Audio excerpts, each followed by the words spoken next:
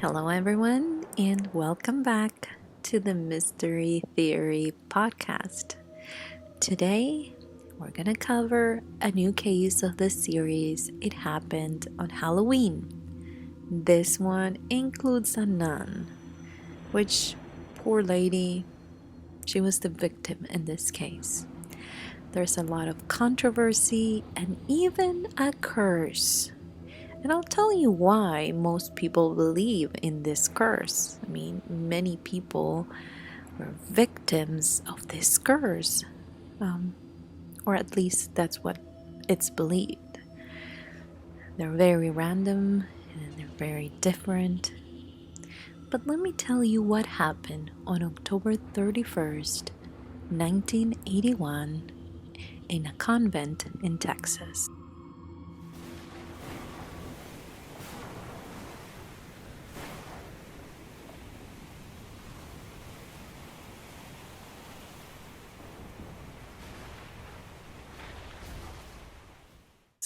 So it was Halloween 1981. And this was in Saint Francis Convent in Amarillo, Texas. If you're from the area or if you know about true crime cases, you probably heard about this one. That particular night was a pretty quiet one. I mean, every day kind of normal. Not Halloween festive, not trick or treating. Very, very quiet. Sister Tadea Benz was 76 years old. I almost said it backwards. And she was heading to her room to sleep. The next morning, Sister Tadea didn't go for breakfast. Now, the nuns have a routine. I should know. I went to school where it was run by nuns, Catholic school, and I can tell you they have their routines to a T. I remember they even had a schedule where, everyone would know where everyone was at different times. And I'm not saying that this is what happened there, but it was very unusual for Sister Tadea to not be there. So one of the other nuns decides to go check on her. Sadly for that nun, she got to experience a horrible sight. Especially for a nun, I feel like they feel shelter in this place, in this convent, and protected somehow. But Sister Tadea was actually discovered naked, brutally attacked, raped, stabbed, and strangled. I mean, this was no she's not responding or something happened to her. This was a horrible crime scene. And the nuns were all terrified at this point, but they decided to go around and check to see if the person who did this to Sister Tadea was still inside the convent. They couldn't find anybody, but they did find a broken window. They called the police, and detectives started to collect physical evidence and try to seal the scene. And initially, they found quite a few things: a knife under the bed, the sheets. I mean, there was fingerprints, and apparently, it was not only from the blade of the knife, but also they found different fingerprints. I mean, I'm assuming the same fingerprints in different surfaces. Now, they also found an additional knife in the driveway outside. The autopsy revealed stab wounds. She was hit in the head. She had abrasive injuries to the neck. But the cause of death was ruled as manual strangulation. And to add to that, sign of external bleeding and internal trauma indicated forcible rape. Now, they had a lot, but you have to remember that this was 1981 and not with the best technology yet. But they did have a suspect almost immediately. His name was Johnny Frank Garrett, and he lived across the street from the convent.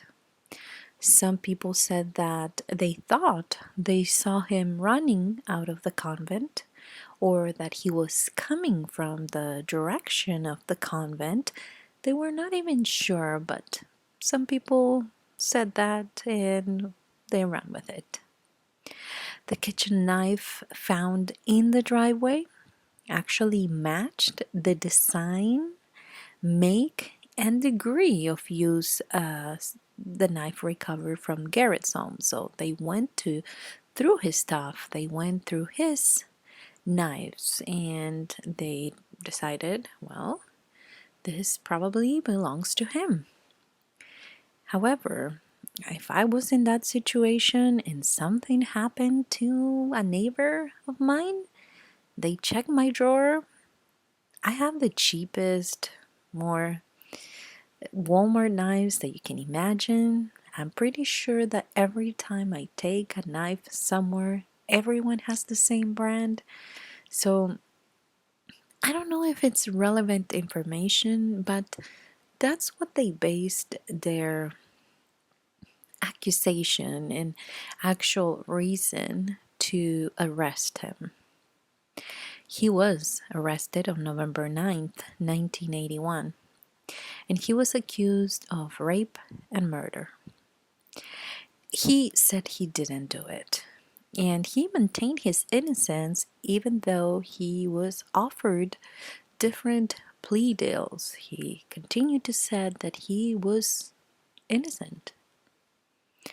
Eventually, he was found guilty and sentenced to death.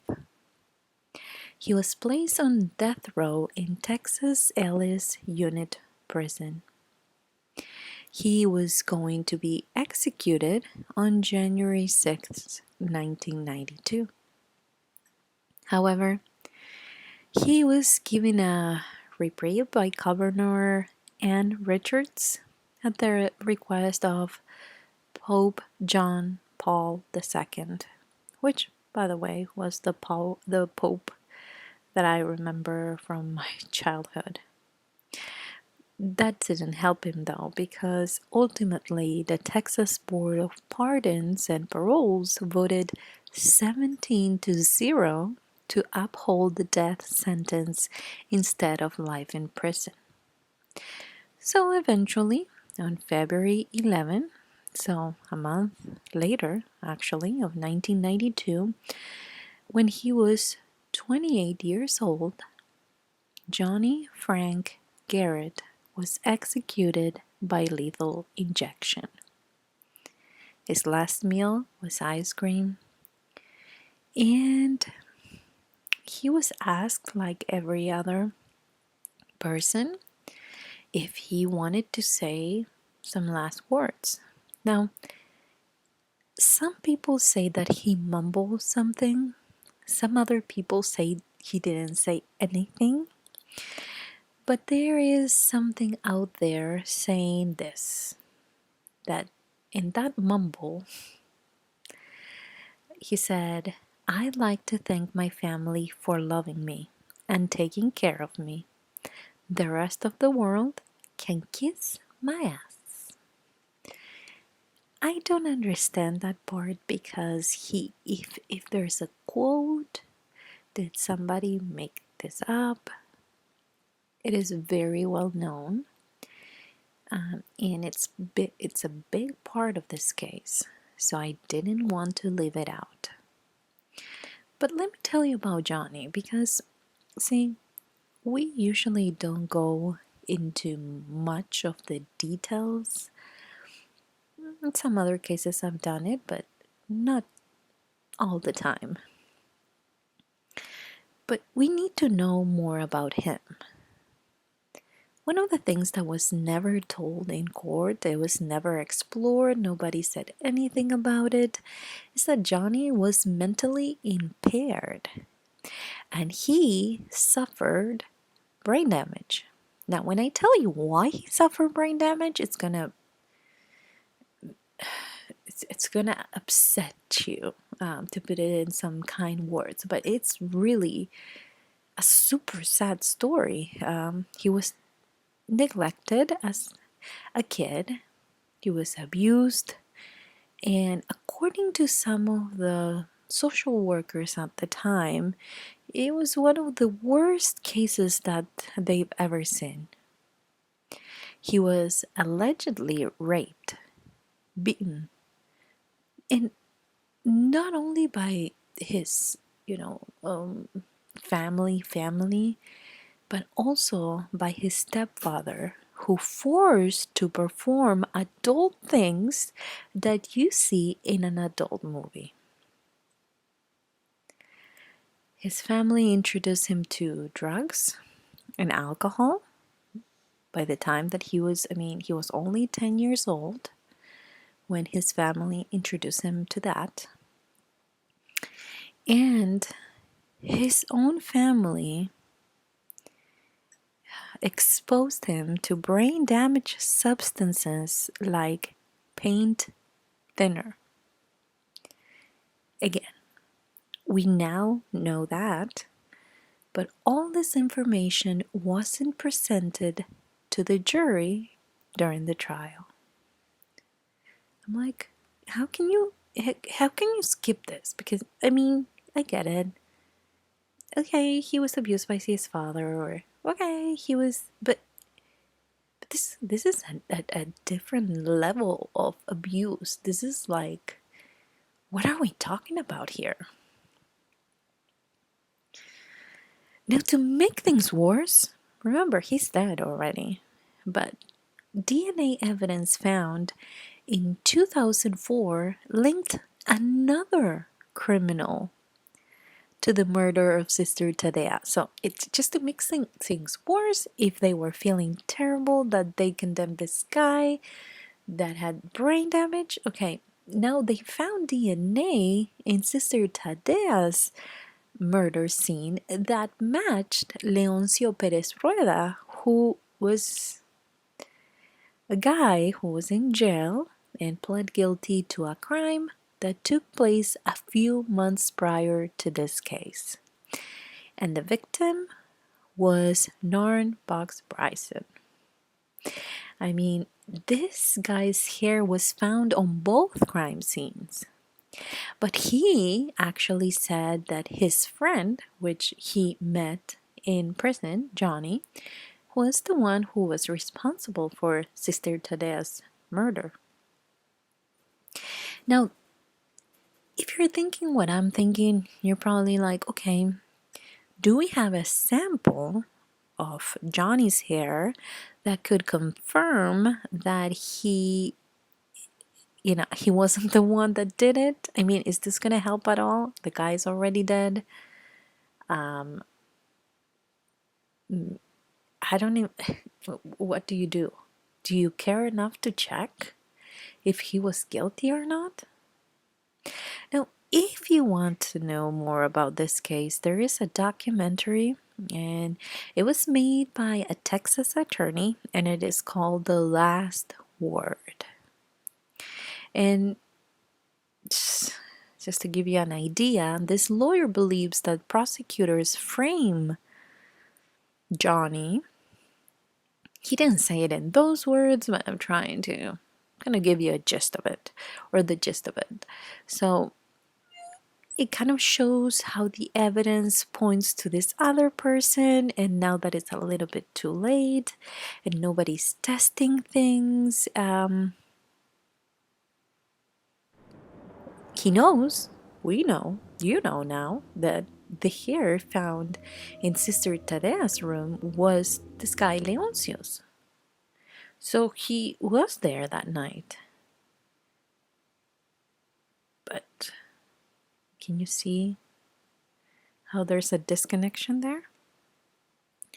Now, 10 years after his execution, so his execution was at what, in 92?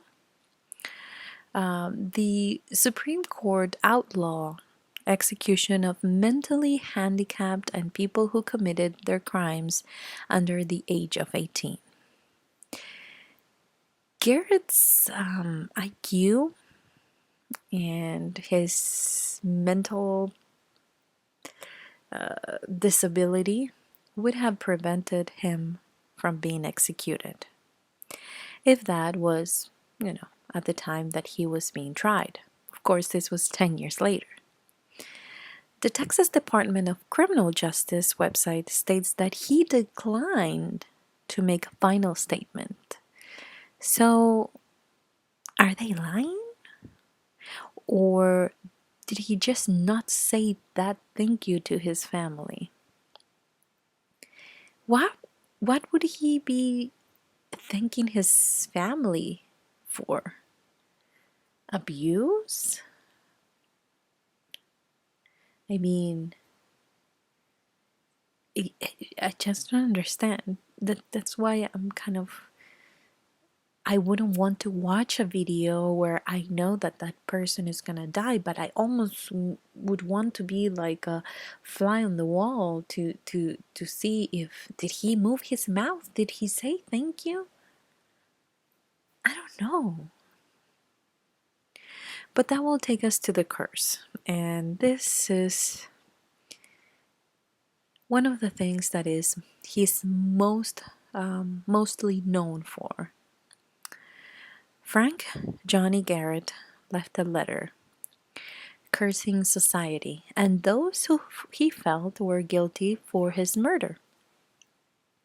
He believed that he was murdered because he continued to say that he was innocent. And the curse, even for people that don't believe in them, feels very, very real. And I'm going to tell you why. Because there's a list of things that happened right after.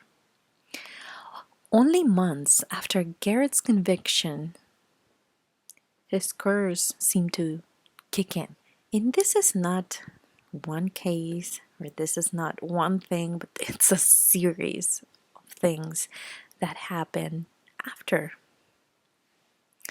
The first victim was the coroner, who was convicted of faking some documents, falsifying, making up things that didn't exist. While he was incarcerated, his wife died of pancreatic cancer. That year, Garrett's attorney, Bill Coloyes, also died of pancreatic cancer. I mean, what are the odds? Kathy Jones, the NBC reporter that chased Garrett's mother into the courthouse bathroom, died in a plane crash. I mean, she was chasing the guy, the mom, into the courthouse bathroom. That's kind of wild. And finally, the judge and another lawyer were diagnosed with the same rare type of leukemia. Now, I feel like in the Amarillo area, a lot of people believe in this curse.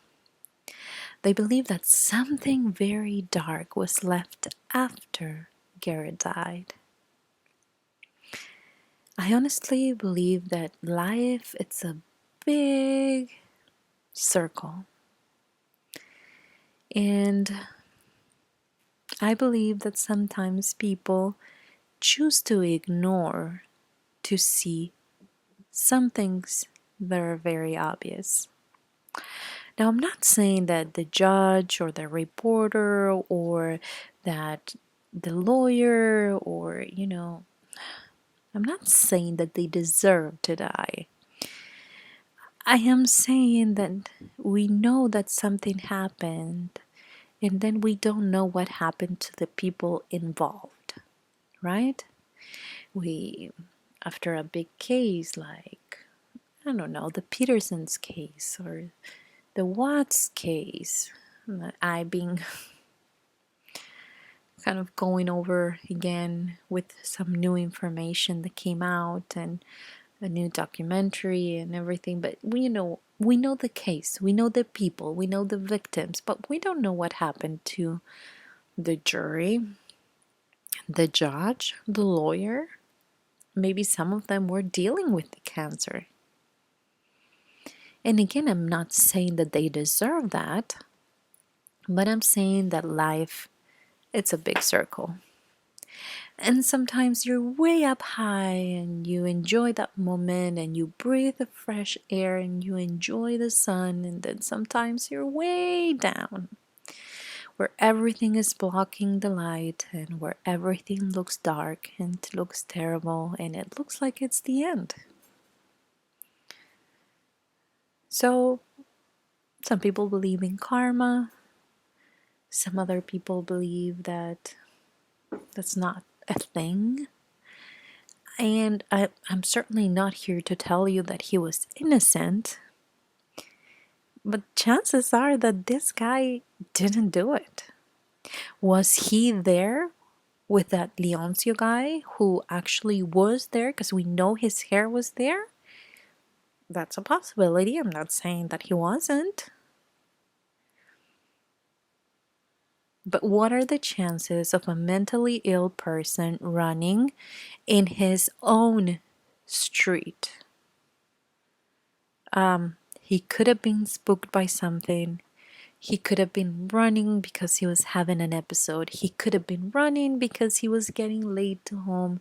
I mean, I sometimes run myself when it's dark like today outside. I mean, I love the darkness in here, but I don't like to walk in the darkness. So sometimes I do a little jog up and down my driveway when I'm drop off or something at the entrance. And I have to run 300 feet to get to close to our home. Who knows why he was running? Maybe the neighbors did see the guy running. Maybe the guy is guilty. And maybe this is life, because bad things happen to good people and bad people all the time. So who are we kidding here? If you want to believe that this is a curse, it may be. I am not even telling you that this is not a curse. But I just think that that's life. And that's making choices.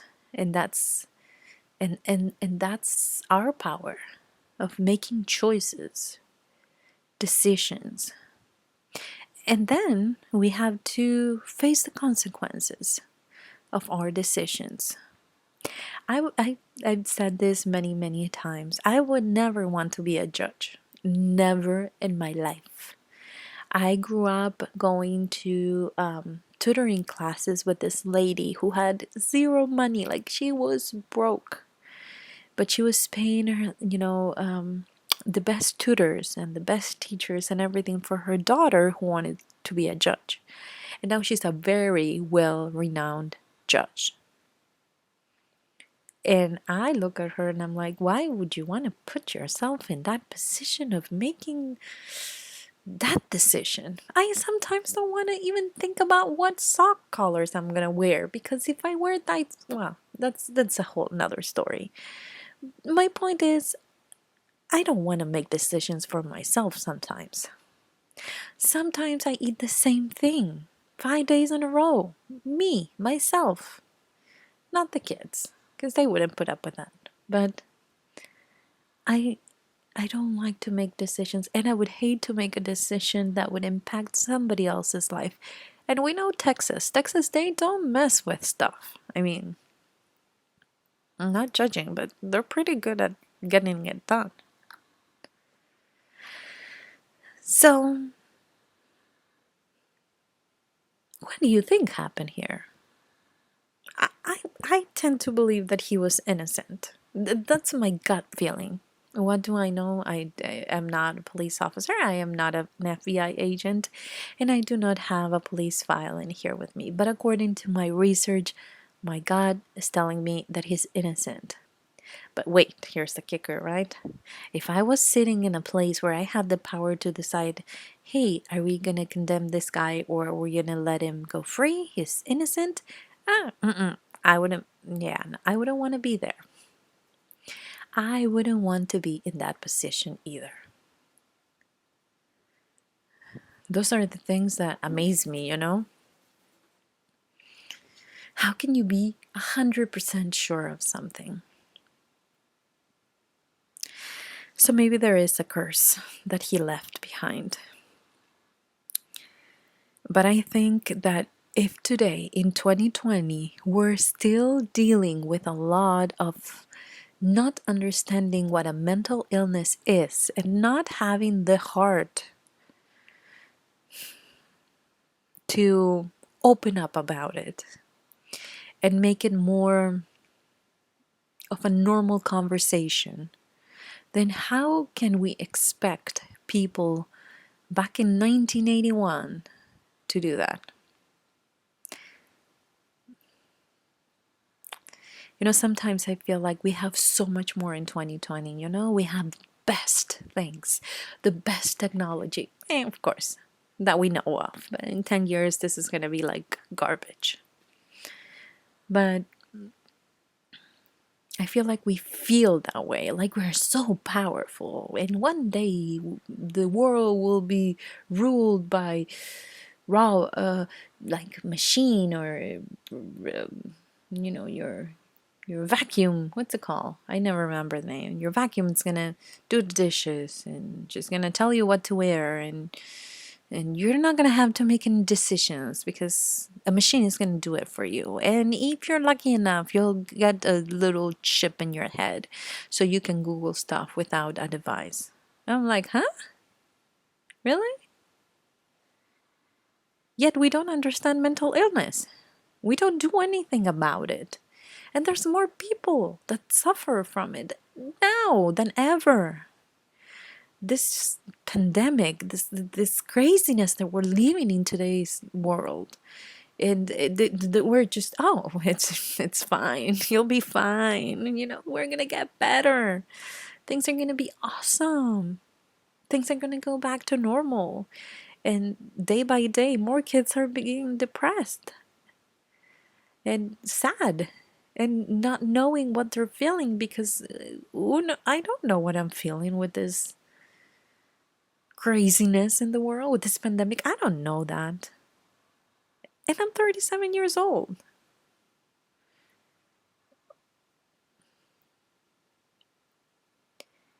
So so this is the thing that annoys me, you know?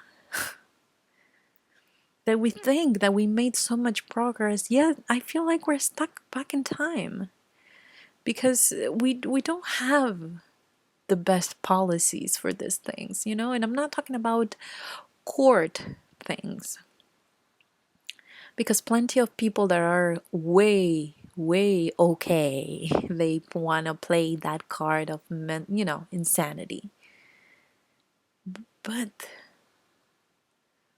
I'm like, but we still, there's nothing, you know? We know that there is mental illness. We know that this, and yet we don't have anything, a method of helping people. Or even, I'm not even talking about helping, but understanding people that are going through this mental illnesses that we just don't even understand ourselves.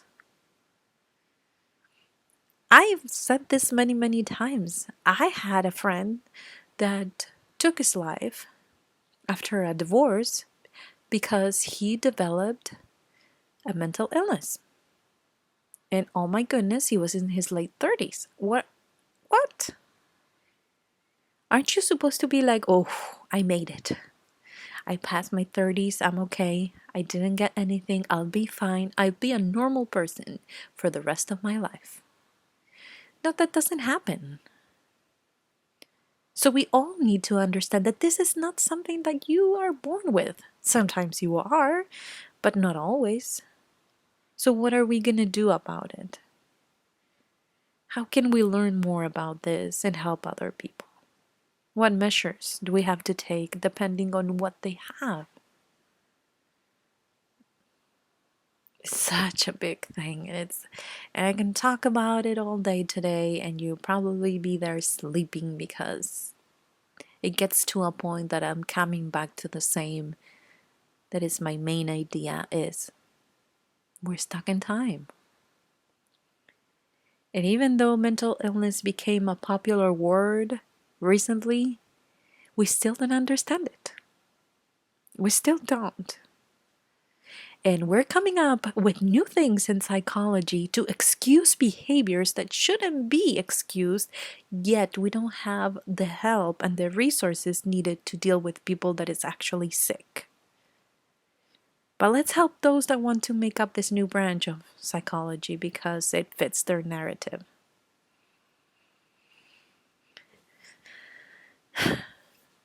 Such a terrible case. I mean, I can't even imagine what that nun had to go through for whatever or however long she had to go through it. How sick do you have to be to do that to anybody? But especially an old lady and a nun in a convent? And I'm not talking about how sick, like mentally illness, ill, or, I'm not talking about mental illness. I'm saying how sick, like truly sick, you have to be to do that. But again, it's another story that if you give me a couple months, I can write it into a good movie. Although it'd be in very bad taste because this happened. But if you give me a couple months, I'll write you something that you can put on TV or even a movie. Because this is what it feels like. It feels like this is a terrible movie that I don't want to watch. Because having to watch something that it's so unfair, not only to her, but the trial and the lies and the curse, I wish it was a movie and I was just telling you about it. So you wouldn't have to watch it, right? But now I feel like evil is part of us.